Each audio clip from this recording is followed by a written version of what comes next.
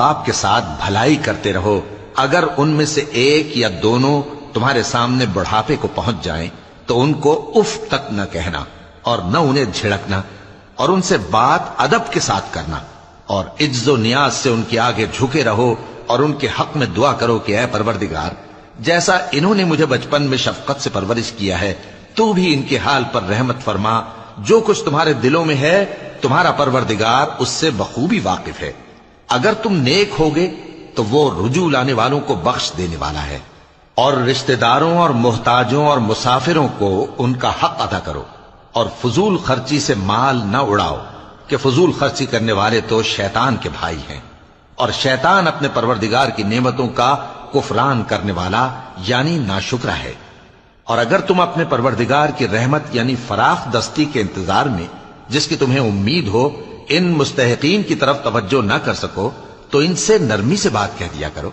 اور اپنے ہاتھ کو نہ تو گردن سے بندھا ہوا یعنی بہت تنگ کر لو کہ کسی کو کچھ دو ہی نہیں، اور نہ بالکل کھول ہی دو کہ سبھی کچھ دے ڈالو، اور انجام یہ ہو کہ ملامت زدہ اور حسرت زدہ ہو کر بیٹھ جاؤ۔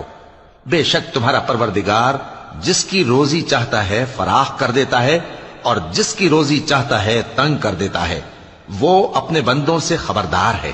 اور ان کو دیکھ رہا ہے۔ اور اپنی اولاد کو مفلسی کے خوف سے قتل نہ کرنا، کیونکہ ان کو اور تم کو ہم ہی رزق دیتے ہیں، کچھ شک نہیں کہ ان کا مار ڈالنا بڑا سخت گناہ ہے۔ اور زنا کے پاس بھی نہ جانا کہ وہ بے حیائی ہے اور بری راہ ہے۔ اور جس جاندار کا مارنا اللہ نے حرام کیا ہے اسے قتل نہ کرنا مگر جائز طور پر یعنی بفتوائے شریعت۔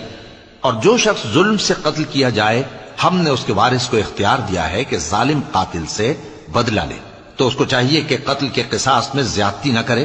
کہ وہ منصور و فتح یاب ہے۔ اور یتیم کے مال کے پاس بھی نہ پھٹکنا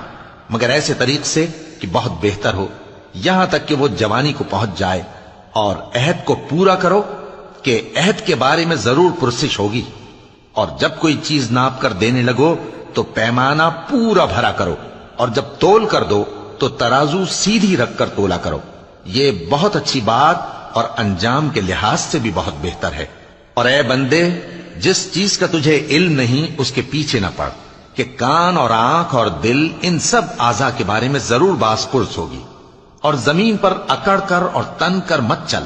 کہ تو زمین کو پھاڑ تو نہیں ڈالے گا اور نہ لمبا ہو کر پہاڑوں کی چوٹی تک پہنچ جائے گا۔ ان سب عادتوں کی برائی تیرے پروردگار کے نزدیک بہت ناپسند ہے۔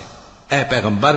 یہ ان ہدایتوں میں سے ہیں جو اللہ نے حکمت کی باتیں تمہاری طرف وحی کی ہیں، اور اللہ کے ساتھ کوئی اور معبود نہ بنانا کہ ایسا کرنے سے ملامت زدہ اور راندہ درگاہ بنا کر جہنم میں ڈال دیے جاؤ گے۔ مشرکو،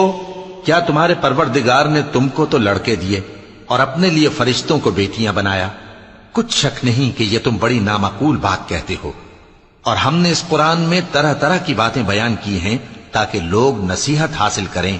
مگر وہ اس سے اور بدک جاتی ہیں۔ کہہ دو کہ اگر اللہ کے ساتھ اور معبود ہوتے جیسا کہ یہ کہتے ہیں تو وہ ضرور عرش والے کی طرف لڑنے بھیڑنے کے لیے رستہ نکالتے، وہ پاک ہے، اور جو کچھ یہ بکواس کرتے ہیں اس سے اس کا رتبہ بہت عالی ہے۔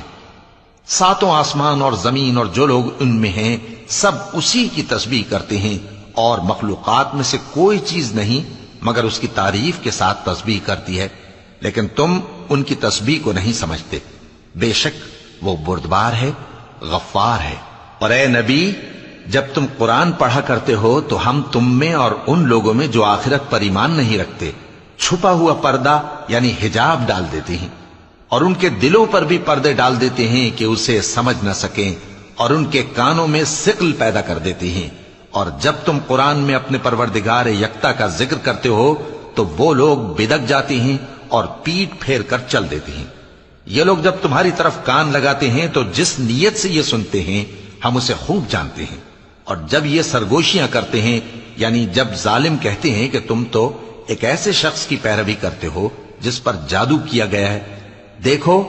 انہوں نے کس کس طرح کی تمہارے بارے میں باتیں بنائی۔